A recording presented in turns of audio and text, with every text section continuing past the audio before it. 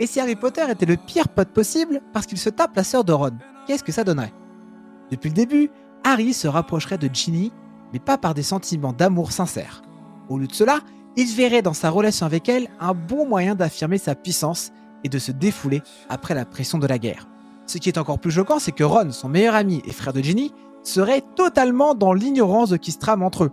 Harry, en parfaite trahison avec les valeurs de l'amitié, prendrait Ginny dans les moments où elle est la plus vulnérable.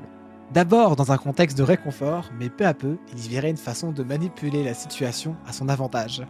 Et pour se dégorger le poireau. Ron finirait par découvrir la vérité lors d'un moment où Harry, sans vergogne, se dévalerait à lui sans se soucier des conséquences.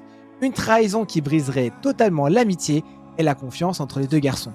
Ginny, quant à elle, se retrouverait entre deux feux, dévastée d'avoir été utilisée dans les deux sens du terme, tout en étant folle amoureuse d'Harry.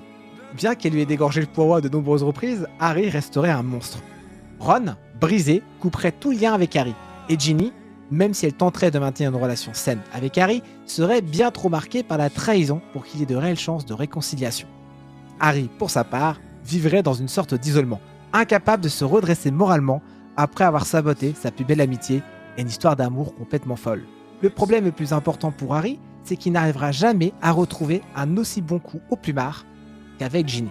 Et bien sûr, Harry, qui dans cette version est loin d'être une icône héroïque, se retrouverait seul, rejeté par tout le monde, victime de ses propres actes égoïstes. Alors maintenant, je me pose une question. Vers qui Harry se retournerait-il pour se dégorger le poireau? N'hésitez pas à me répondre dans les commentaires.